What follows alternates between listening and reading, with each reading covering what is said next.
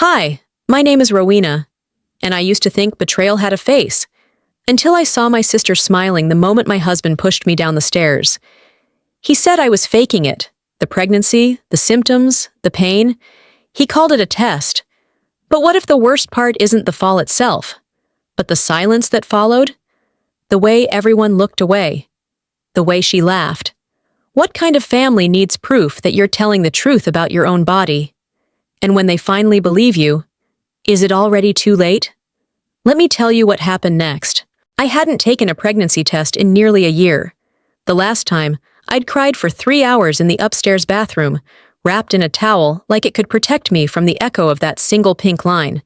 But this time there were two. Faint, but there. I didn't shout. I didn't cry. I just sat on the edge of the tub in our quiet home in Chapel Hill and stared at those lines until the sunlight shifted across the tiles. My hands trembled, not from fear, but from something I thought I'd buried deep. Hope. After 3 years of trying, after the surgery, after Gareth had said, maybe we're just not meant to be parents, I was pregnant. Really pregnant. But I didn't tell him. Not yet. I told myself I wanted to be sure, that I'd wait for the doctor to confirm, that I'd do it differently this time, protect this fragile beginning until I felt strong enough to share it. But really, I wasn't ready for his reaction. Or worse, his indifference. Gareth came home early that evening. He didn't smile like he used to. That warmth, the spark in his eye, gone. He said something about meetings being moved, tossed his keys in the dish, and asked if dinner was ready. I nodded and served the leftover chili. We ate in silence. You okay? I finally asked. He looked up from his bowl, then down again. Fine. Just tired. No kiss. No hand on my back. He got up before I finished eating and disappeared upstairs. The next morning, I cleaned. It's what I did when my mind couldn't settle. Folding laundry, I reached into my purse to pull out a grocery list, and my fingers brushed something foreign, smooth, cool. I dug deeper and pulled out a tiny black device, a recorder. My heart dropped into my stomach. I stared at it like it had grown teeth. For a full minute, I didn't breathe. He put this here. Or did he? I sat on the floor, socks and t-shirts pooling around me, trying to remember when my purse had been left unattended. My mind raced, my chest tightened. Was I being paranoid? Had Gareth mentioned work-related tech? I couldn't recall. But why would this be hidden inside my personal bag? I tucked it back in. Didn't confront him. Not yet. By Friday, Gareth was suddenly attentive. Not affectionate, just observant. Too observant. At breakfast, he asked, "Didn't you have that OB checkup thing coming up?" I froze. "How'd you know about that?" I asked too quickly. "You put everything on the fridge calendar." I didn't. I never put my medical stuff on there. He poured his coffee and said nothing more. At lunch, I made myself a decaf. He raised an eyebrow. "Going soft on the caffeine now?" I gave a short laugh. "Just trying to sleep better." He nodded, but he watched me drink it like he was testing a theory. That night, lying in bed beside him, I stared at the ceiling and thought of the last time I was here. Really here, as a woman about to be a mother. When the first pregnancy ended, Gareth had held me briefly, patted my back like I was a child. The next morning, he'd said, "Let's not tell anyone. It's embarrassing enough." And now I was carrying again, and I didn't know who he was anymore. Saturday morning, Malis called. My younger sister was always calling at odd hours, her voice too bright, too sweet. "Hey, big sis, what are you doing next Friday? Mom and Dad want to do a little dinner, family night." I hesitated. "I might have something, work." "Liar," she laughed. "You work from home. You're probably in pajamas right now." I smiled thinly. "Maybe." "You sound different. I don't know. Heavier?" she teased. I forced a chuckle. "Just tired." "Come anyway. Everyone's been asking about you. Gareth, too." We hung up after a few more obligatory pleasantries. I sat still for a long time, phone on my lap, pulse in my throat. That night, after Gareth went to bed early, claiming a migraine, I curled up on the living room couch. My hand rested over my stomach, protective, instinctive. "I hope this time," I whispered to the quiet room, "they believe you exist." Link to next chapter. From the hallway, Gareth watches quietly, unreadable expression. By the time Friday rolled around, the lines on the test had darkened. I had an appointment scheduled for next Tuesday, but I hadn't said a word. Not to Gareth, not to anyone. Just the thought of bringing it up twisted something inside me. He insisted we go to the gathering, said it would look weird if we skipped another family night. I wanted to stay home, curl up, rest, but I knew better than to fight him when he was on a mission to maintain appearances. I wore a long cardigan over a blouse that hung just loose enough to mask the changes I'd started noticing in the mirror. In the car, Gareth barely spoke. The radio stayed off. His hands gripped the steering wheel a little too tight. I didn't ask why. When we pulled up to his parents' new house, I had to force my breath steady. The backyard was strung with twinkle lights, soft jazz played from hidden speakers, and a table of cheese and wine was already surrounded by familiar faces in pressed polos and pastel dresses. "Hey, look who decided to show up," Gareth's uncle called as we stepped through the gate. His mom waved from the grill with tongs in one hand and a glass of Chardonnay in the other. Nothing about the scene looked threatening, but my skin prickled anyway. Maylise arrived 15 minutes after us, fashionably late as always, in a white jumpsuit that screamed attention. She moved like someone who knew the spotlight was hers, even when it wasn't. She hugged me longer than necessary, pulling me close enough to whisper, "You're glowing. Must be something in the water, or in your belly." Before I could respond, she handed me a small pink gift bag with glittery letters, "For future little surprises." I stared at it, pulse skipping. She giggled. "Just for laughs," she said, loud enough for nearby cousins to hear. "You never know when a woman your age decides it's time to prove a point." I wanted to disappear. The evening blurred. People asked about work, about home renos, about whether we'd taken that Napa trip we kept talking about. Gareth played host, moved among relatives with practiced ease. I stayed near the drinks table, sipping sparkling water, pretending it was something stronger. When I declined wine for the third time, Gareth's mom tilted her head. "No Merlot for you tonight?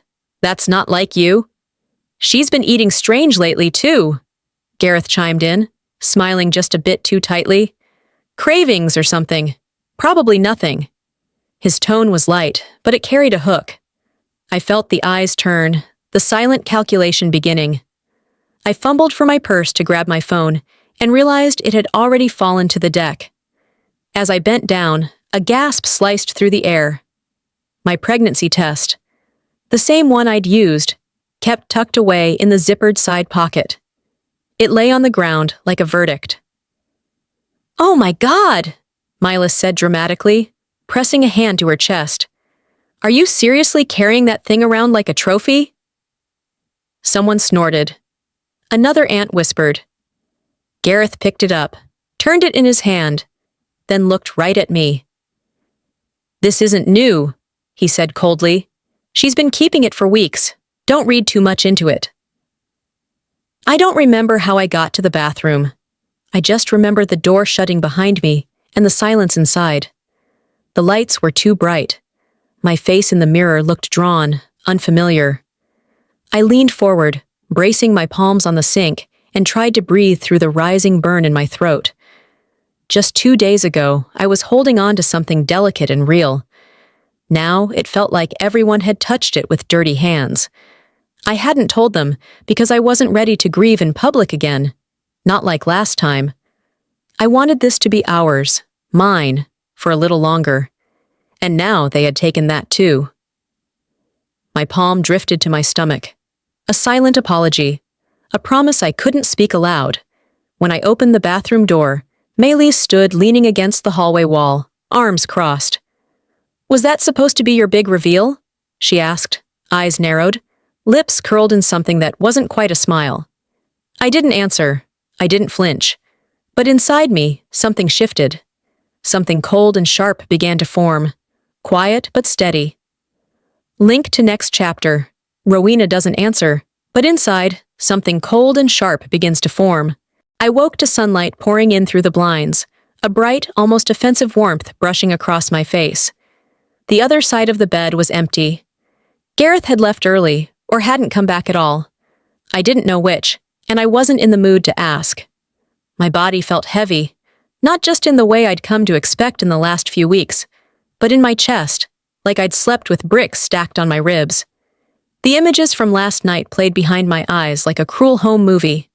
Melissa's smug smile, the pink gift bag, the way Gareth didn't even flinch when the test fell out.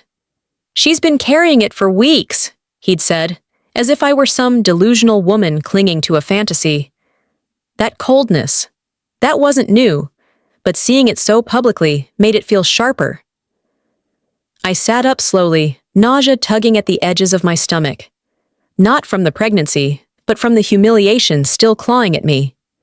I hadn't eaten much at the party, and the pit in my gut reminded me of every silent dinner we'd had lately. Somewhere in the distance, I heard birds chirping. The suburban kind of quiet. Lawn mowers in the next block. A dog barking once, then silence.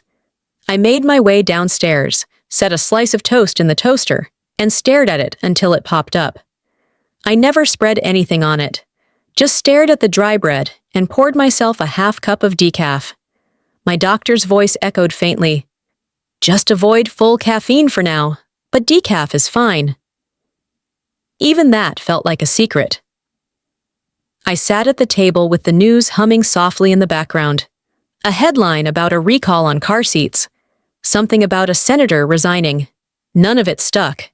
It all blurred together in a haze of gray noise.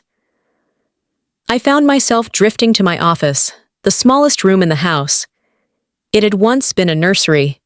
We'd painted it yellow. Gareth picked the shade, said it was gender neutral. That paint had long since been covered by a dusty taupe. I hadn't entered it in months. I opened the bottom drawer of the file cabinet, looking for an old receipt, and instead found something unexpected. My journal. Leather-bound, slightly bent at the corners. I hadn't written in it since. I didn't want to finish the sentence.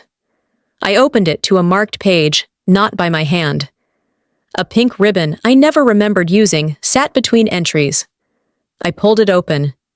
There, in my own handwriting, was the entry from the week I lost our first baby. Raw, unfiltered. Pages stained with a teardrop I didn't recall falling, and smeared, like someone had read it recently, thumbed through it. The ink around one paragraph blurred slightly, as if pressed too hard. I could hear my own voice in my head from that day, a cracked version of myself trying to rationalize grief. Maybe it wasn't meant to be. Maybe Gareth is right. It's better we didn't tell anyone. But what struck me now was the familiarity of the words. Not mine, but Melissa's. At brunch, 2 weeks after I'd miscarried, she'd laughed. Actually laughed, when I declined a mimosa and joked, "Well, looks like someone's resetting the clock early." At the time, I'd brushed it off. Told myself she didn't mean it, that she didn't know the full story. But now I knew better. She'd read this. That day, I left my office door unlocked. She'd come by to drop off something for Gareth. Said she wanted to check in on me. She must have gone through the drawers. Must have found this journal and devoured the pain I hadn't even spoken aloud. I felt nauseous again, but not from hormones. From betrayal. I slowly closed the journal, my fingers tightening around the worn leather edges. I whispered, more to the empty room than to myself. "So that's how you knew exactly what to say?" This wasn't just about last night. This was about patterns, repeating wounds dressed up as jokes. She didn't stumble upon my vulnerability. She weaponized it. My heart thudded a little faster as I walked back to the kitchen, grabbed my laptop, and opened a blank document. I wasn't writing for catharsis. Not anymore. I was documenting. I needed to start keeping track, not just of what had happened, but of what they tried to bury. Link to next chapter. She reaches for her laptop, heart pounding, not to write, but to record what's coming next. There was something about her smile that had stayed with me. Not the one she wore when she handed me that cursed pink bag. Not even the one she forced when the pregnancy test fell from my purse. It was later, after the whole thing blew up. I caught her standing in the hallway just outside the bathroom. Her arms crossed, lips tilted up, eyes gleaming like she'd just witnessed something deeply satisfying. It wasn't confusion, it was amusement. Glee, even. That image stuck with me all through the night and into the afternoon. After Gareth left for a so-called gym run, I sat down at the dining table, laptop in front of me, and stared at the blinking cursor. Then, my gaze slid across the room to the corner shelf, where the router for the home security system blinked its steady green. Gareth installed it, for safety, he said. For us. But I'd never been shown how to use it. Never had the login. Never thought to ask, until now. I stood, grabbed a sticky note from the drawer, and called the support line. I used the customer ID from the pamphlet Gareth left in a junk drawer last year. The woman on the phone was polite, a little too helpful. Within minutes, she reset the password and emailed me temporary access. It took longer than I'd like to navigate the archive folders, but I eventually found the file labeled Backyard Cam, March 18th. My heart beat louder with each double click. The footage loaded. It showed Gareth's mom arranging cheese platters, cousins laughing over cornhole, then Milas making her entrance, her arms out, all performative charm. I watched myself appear on screen, standing stiff in the corner, with a drink I never sipped.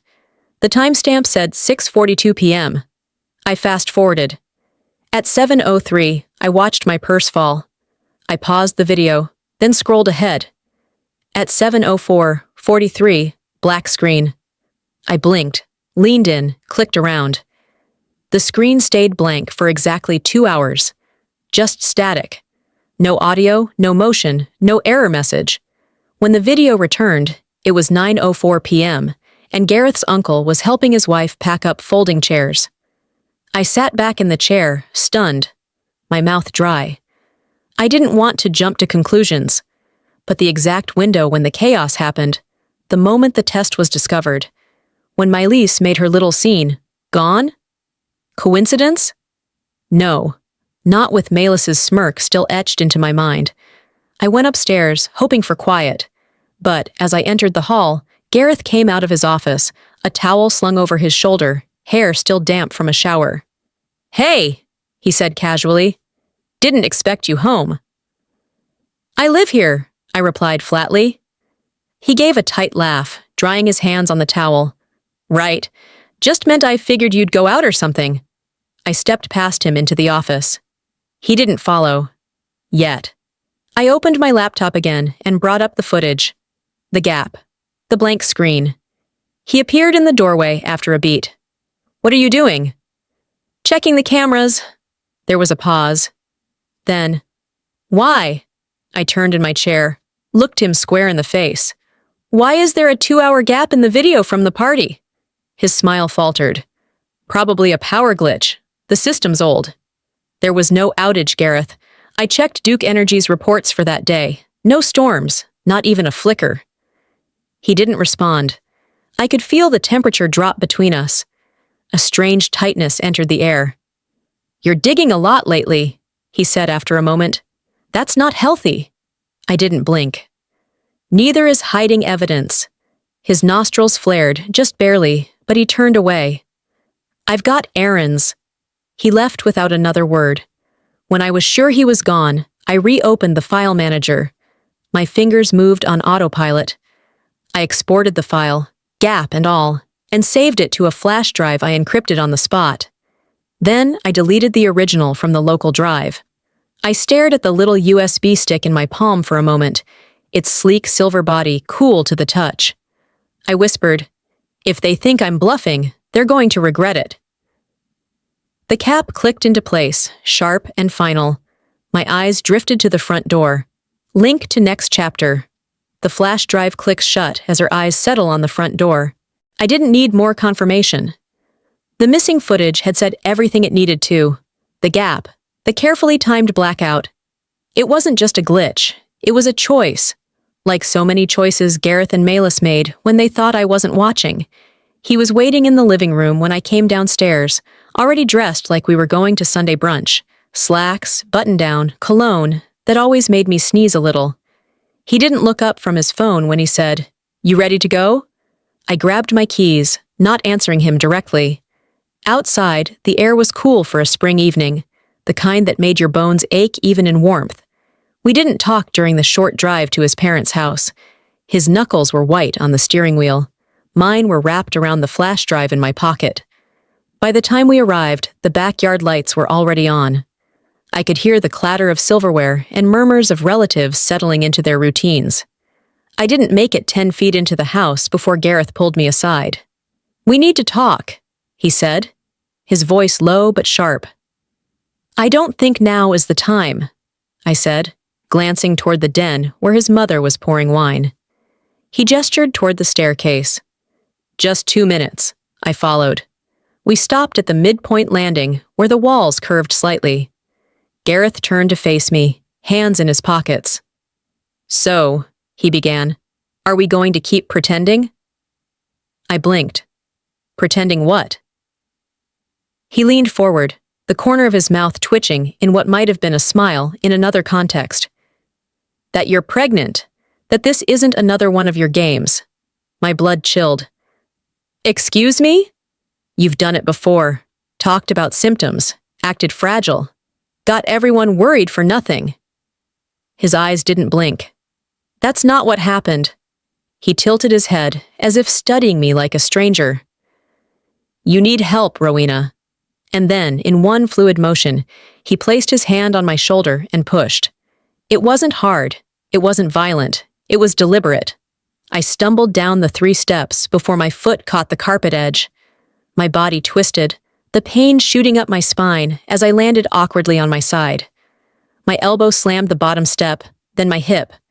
The impact jarred me, but what I felt most wasn't physical. It was the ripping.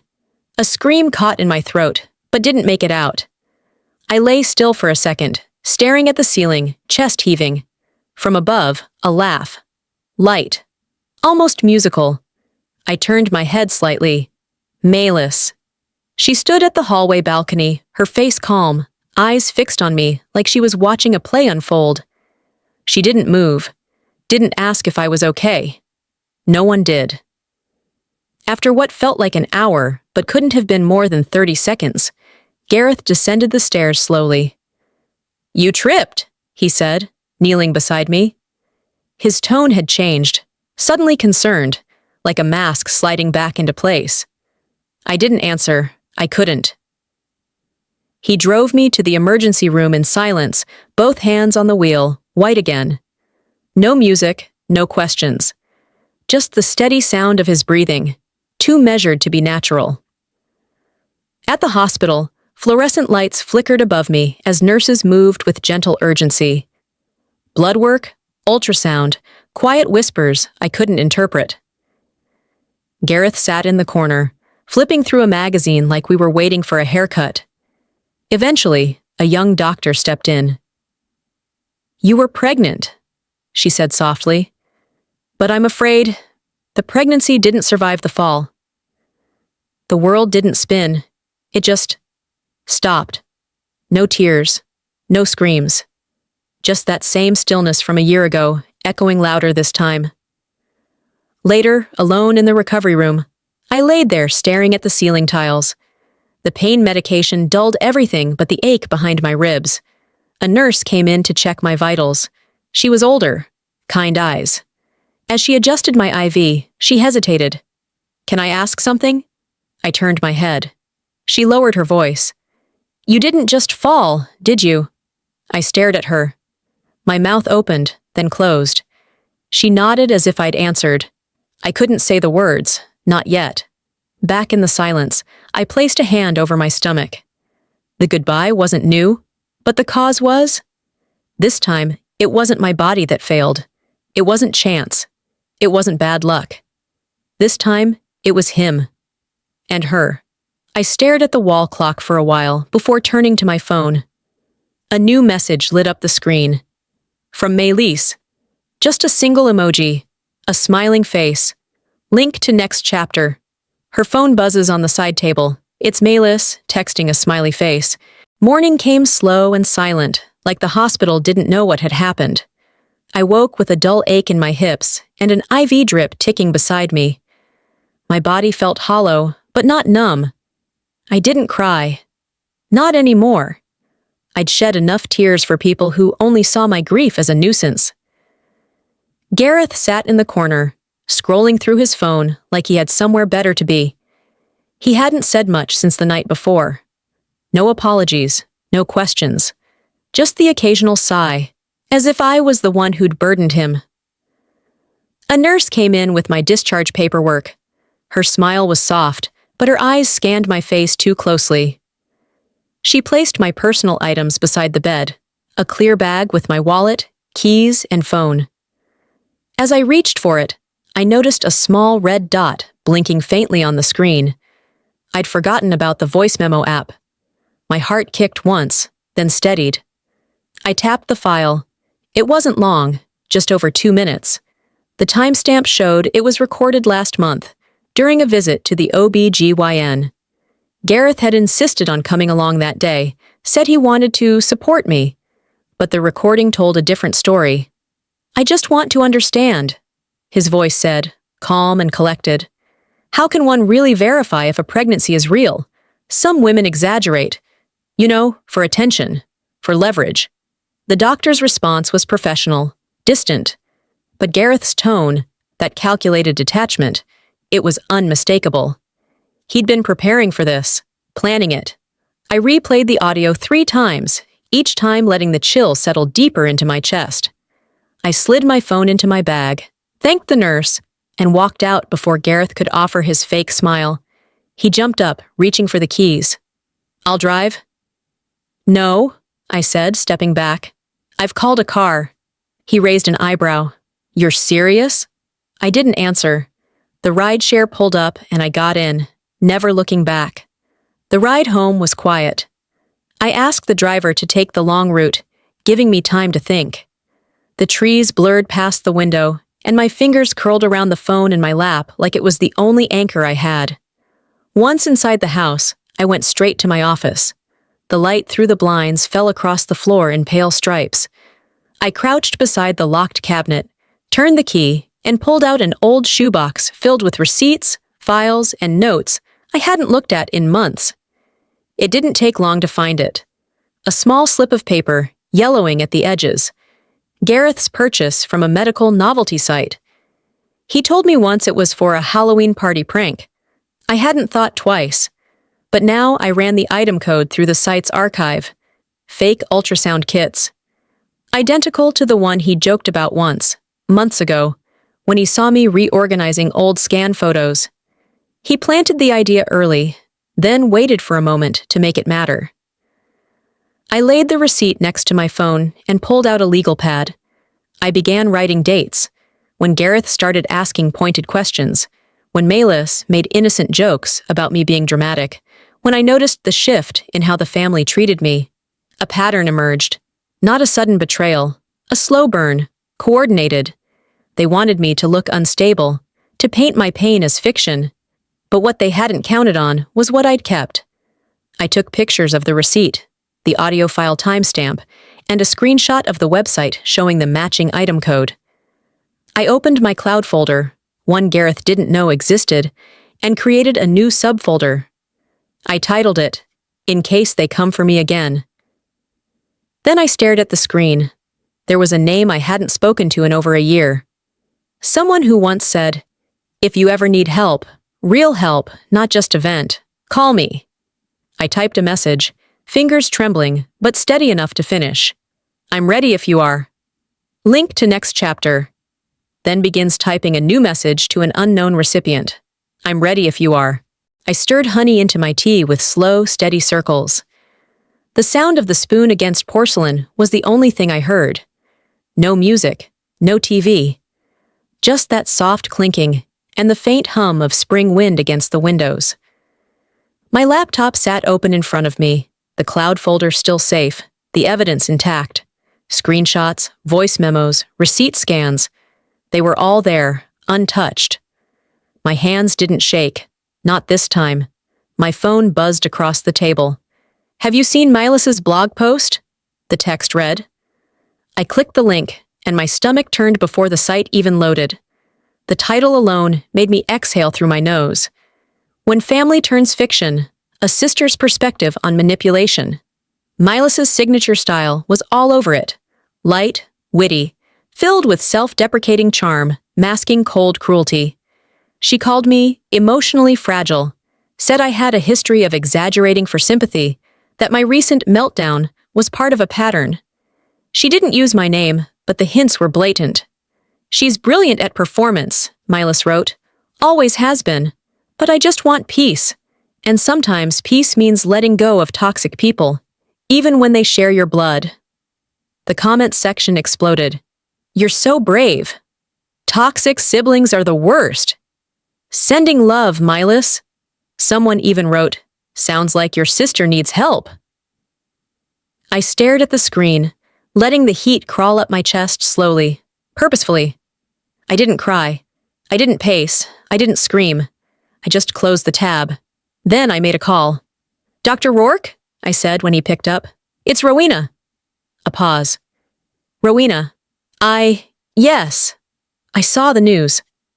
I need something from you. A statement. Something confirming what I was actually going through." He sighed. "I want to help. You know I do. But Gareth's attorney contacted me last week. Of course they did. They reminded me of confidentiality and liability clauses. If I speak on record, they could drag me into a suit. My practice." "I understand," I said before he finished. "Thank you for taking the call." "I believe you," he added, voice soft. "But I can't put it in writing." I ended the call. Then I grabbed the folder from my cabinet, the one labeled Rowena's War in faded ink, and drove to the Women's Legal Aid Center downtown. It was a beige building with peeling paint and a rusted mailbox, but it held more truth inside than any place I'd been lately. I sat across from a volunteer named Karina. She looked younger than me, but her eyes were seasoned. "Take your time," she said, nodding toward the papers in my hands. I laid out everything. The receipt, the flash drive, the ultrasound comparison, the recording of Gareth asking how to verify a real pregnancy. When I finished, Karina asked just one thing. "Do you want to handle this quietly, or do you want to make it public?" I met her gaze. "Quiet didn't get me anywhere. I'm ready to set it on fire." By 3:17 p.m., I had written and posted an anonymous op-ed titled "Gaslit by Blood." I didn't name names, but the details were unmistakable. I included screenshots of text messages, redacted but telling. A blurred version of the receipt, Gareth's voice captured mid-sentence, asking, "Some women fake it, right?" I posted it on a private forum for women's rights advocates, where stories were shared, supported, and then sometimes went viral. By 4:45 p.m., the post had over 30,000 views. Lawyers, therapists, journalists, people I'd never met began resharing it, commenting with outrage, empathy, fury. They didn't know my name, but they knew my story. Milas, of course, remained clueless. At 6:02 p.m., she posted a sun-drenched selfie on Instagram with the caption, "Sunshine and no regrets." 10 minutes later, the comments started changing. One said, "Wait, isn't this the sister of that woman who just exposed her whole family?"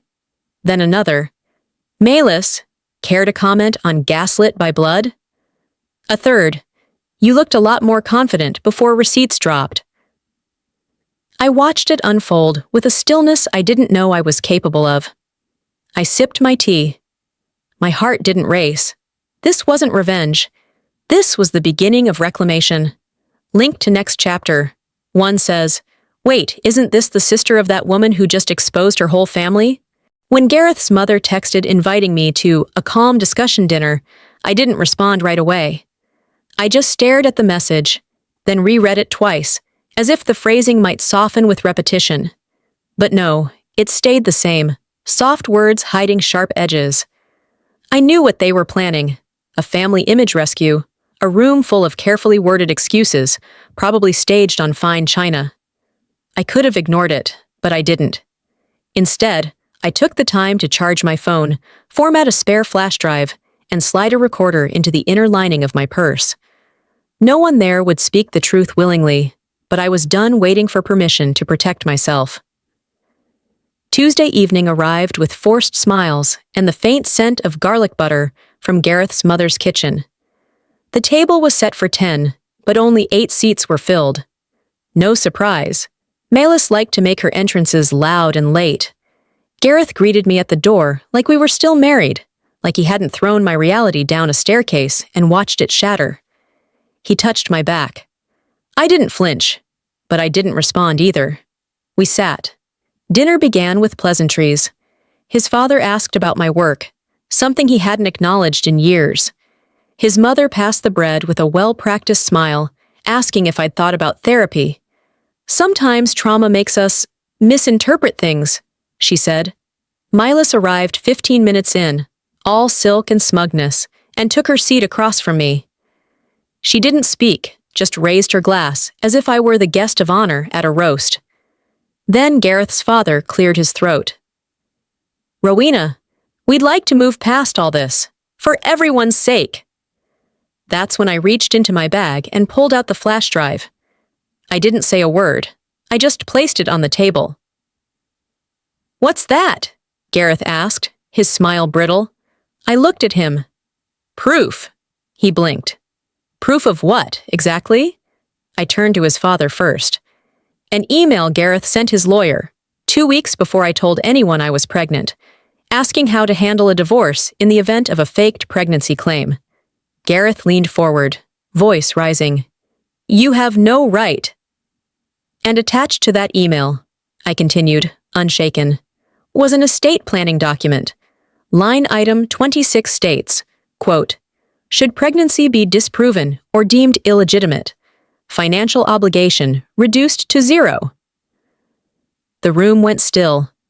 Gareth's mother set down her wine with a clink. His father looked at Gareth, jaw tightening. I wasn't done. I clicked the recorder on my phone and played the next piece. Gareth's voice, unmistakable, echoed through the dining room. "If she keeps lying, maybe a fall will make her tell the truth." Milas's fork dropped. His mother covered her mouth. Gareth paled but didn't move. The silence was thick, shame and shock hanging over the table like a storm cloud. Gareth stood. "This is ridiculous. You're twisting everything." I stood too, but my tone was calm. "I'm not here to beg. I'm not here for closure. I'm here because you don't get to rewrite my pain." I picked up my bag, left the flash drive, and walked toward the door. As I reached the hallway, voices rose behind me.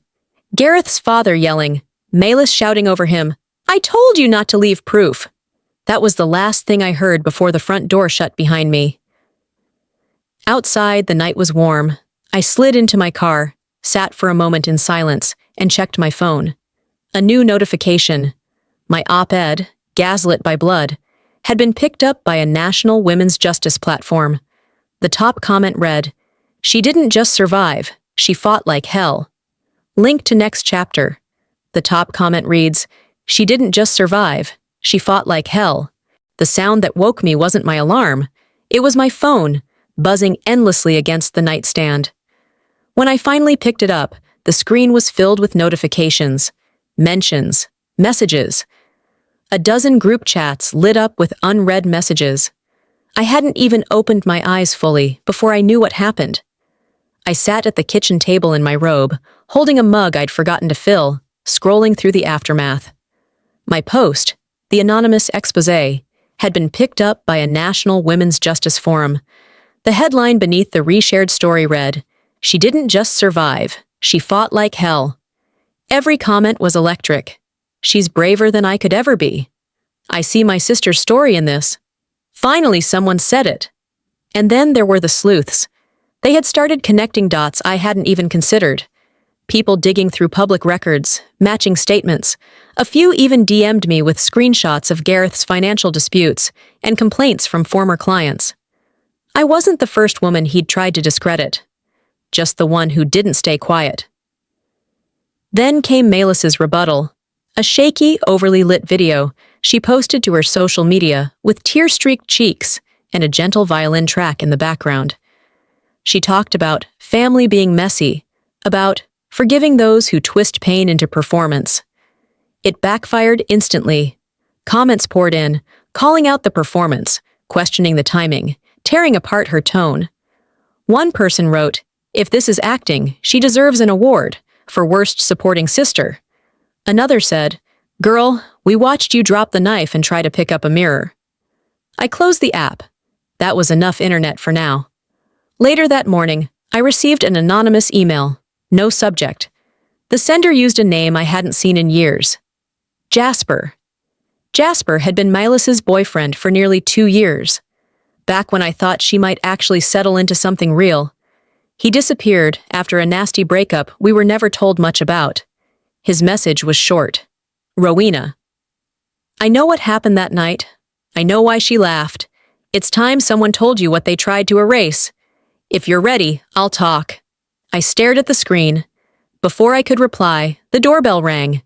I wasn't expecting anyone. Through the peephole, I saw Ivy, my neighbor across the street.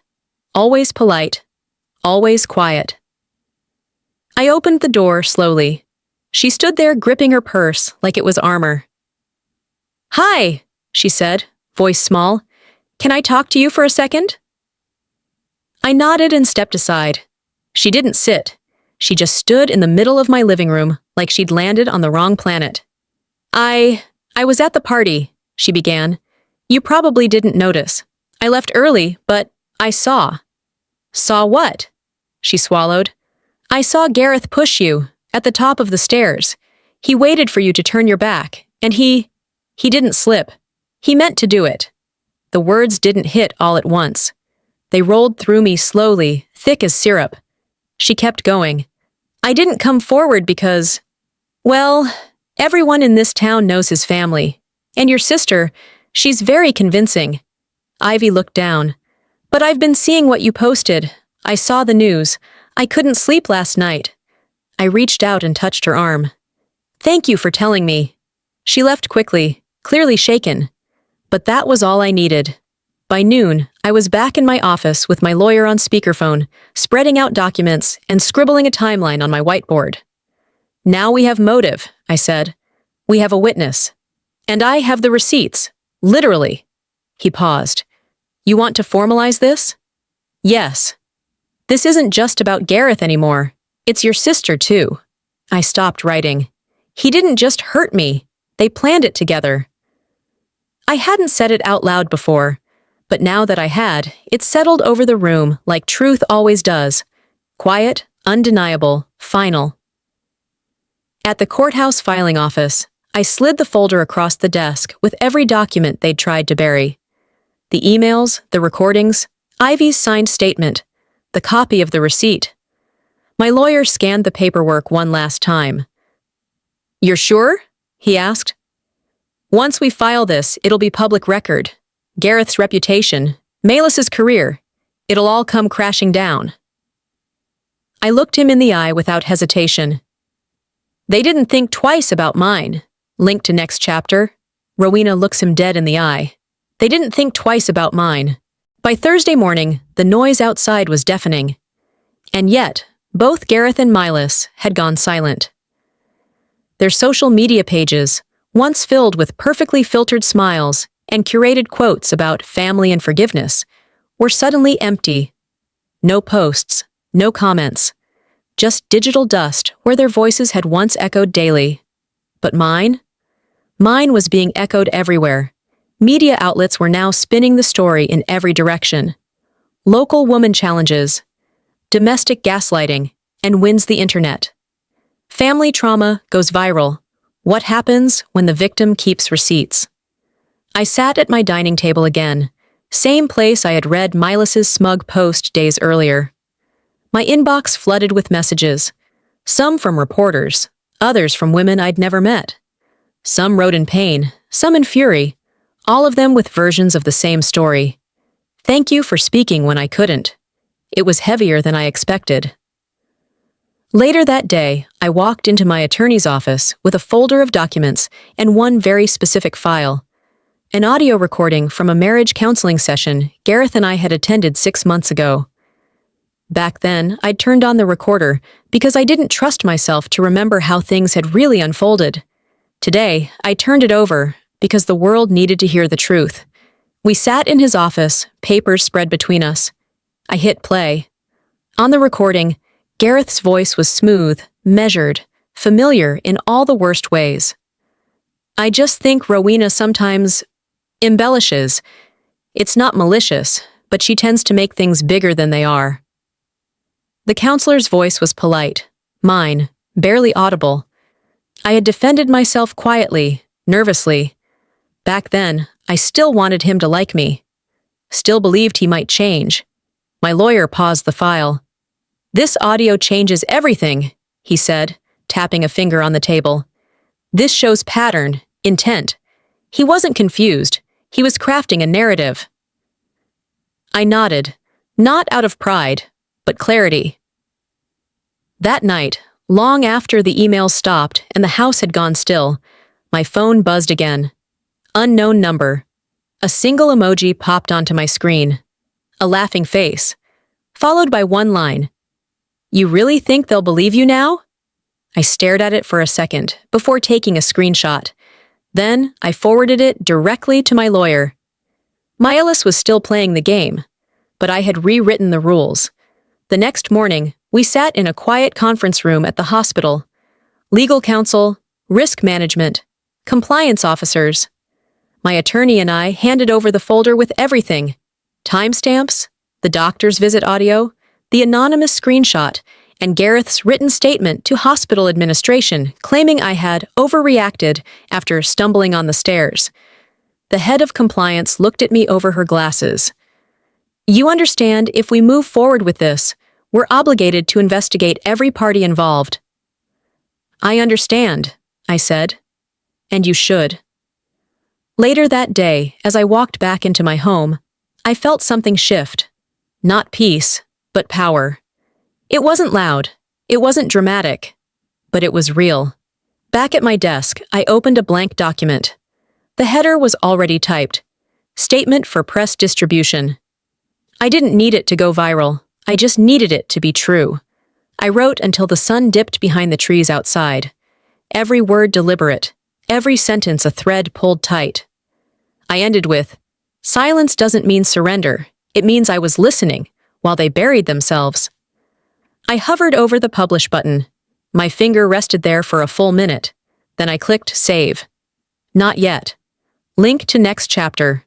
She saves the draft, but doesn't hit publish. Not yet. I arrived at the courthouse 15 minutes early. Not because I was eager, because I needed to sit with the silence before the final formality began. The hallway was cold, echoing with footsteps that didn't belong to me. The envelope in my hand felt heavier than it should have. The finalized divorce agreement, neatly folded, legally binding. Gareth showed up 2 minutes before the hearing. He didn't look at me. His lawyer nodded stiffly at mine. Gareth wore the same blazer he used to reserve for charity galas, probably thinking appearances still mattered. But this wasn't a room where smiles meant anything.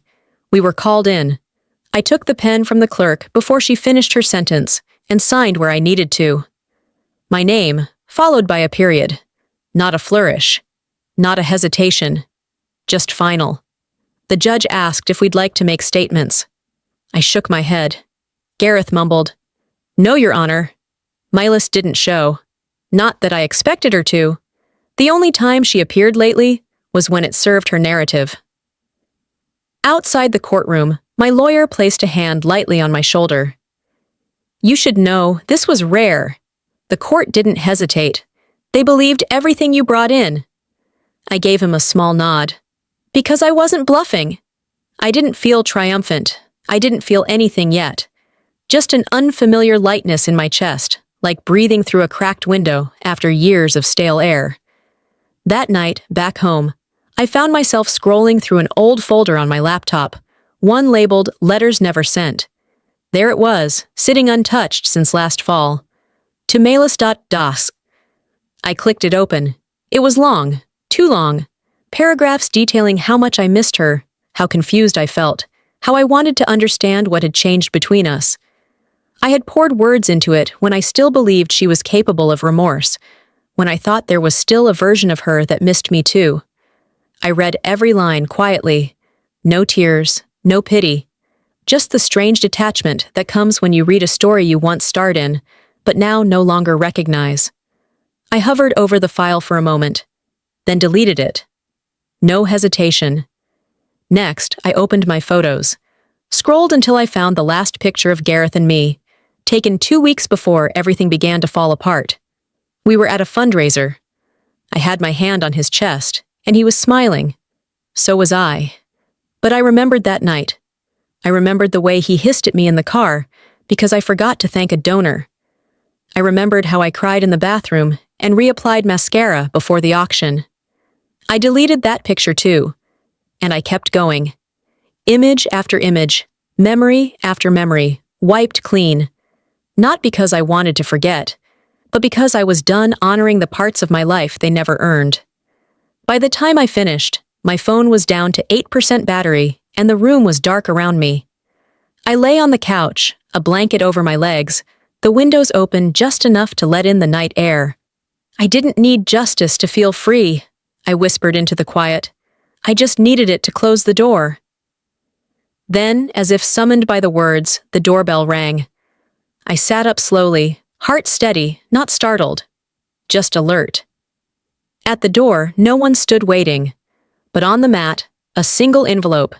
No name, no return address, just silence. Link to next chapter. The doorbell rings. An envelope is left on her doormat, with no name. The envelope on the mat wasn't thick, no stamp, no handwriting. Just my name printed in soft gray type, centered like it had always belonged there. I took it inside, set it on the table, and opened it with the corner of my fingernail. Inside was a single sheet of letterhead from the North Carolina Women's Advocacy Collective. A real organization, not just an online community. The note was brief. They'd followed my story, anonymous though it began, and wanted to invite me to speak at a closed retreat for survivors of domestic psychological abuse. I sat with the letter for a long time. Let it rest on my lap while I stared out the window. It wasn't an invitation to relive anything. It was a request to speak as someone who lived through it. The house felt different now. Not emptier, not lonelier, just still. Each room no longer echoed what happened inside it. It simply existed. I walked from kitchen to living room to bedroom with a sense of grounding I hadn't felt in years. The pictures were gone. The carefully placed decor Maelis once helped arrange had been boxed up and donated. What was left were things that served me. Books, warm throws, light. I sat at my desk for the first time in weeks and opened a blank page in my journal. Not Gareth, not Maelis, not the fall, just me. I wrote about the lake, so the next morning, I went. It was a small spot just outside Chapel Hill, where Gareth and I once stood imagining picnics and toddler shoes and swimming lessons. I hadn't been back since, but I brought something with me. A stone the size of my palm, engraved with one word. Still. I didn't say a prayer or release a balloon. I didn't cry. I just walked to the edge of the water, knelt, and placed the stone down where the grass met the dirt. It wasn't a funeral, it was a goodbye. That afternoon, I met with the director of the collective. Her name was Margaret, a woman in her 60s with salt gray curls and a voice that cut through air like kindness disguised as iron. She didn't ask me to relive every detail. She just said, "We think your voice could help women find theirs." I told her the truth. "I'm not sure I'm ready," she smiled. "That's okay. We're not asking for readiness, just honesty." I nodded. Sometimes surviving meant speaking while still shaking. The panel was held 3 days later at a retreat center tucked in pine trees. Quiet, tucked away. The other speakers were women of all kinds, young and old, some loud, some who barely spoke above a whisper. I sat in the front row until they called my name. I walked slowly to the microphone. My heart didn't race, my hands didn't shake, but my voice, it caught a little on the first word. "I'm not here to tell you how to heal," I began. "I'm here to tell you you're not crazy." Heads nodded. Some wiped their eyes. One woman across the room mouthed, "Thank you." And that was enough. Later that night, back home, I sat on the same couch where I once lay hollowed out. I opened my blog, not the anonymous version I had used to survive, but the one under my name, my face, my story.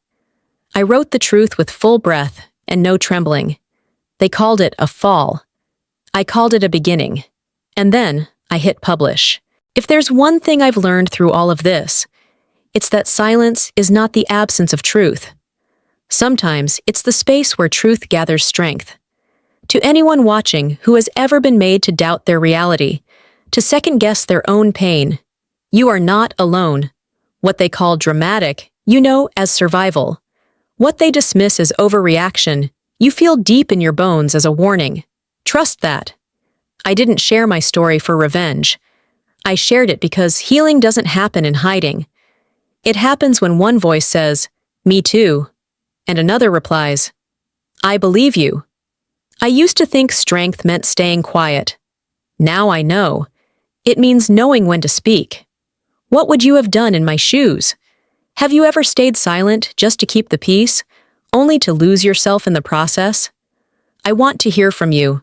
Tell me in the comments, where are you watching from? What part of this story hit home for you? Or even, what didn't? And if this story touched your heart, or even made you pause to think, type 1 in the comments so I know you're out there. If you didn't connect with this video, tell me why. I'm listening. Let me know where you watched this from, what you felt, or what you would have done differently. Your voice matters. Don't forget to subscribe to this channel if you want to hear more real stories. Stories that hurt, that heal, and that remind us we're all just trying to find our way through the quiet. See you in the next one.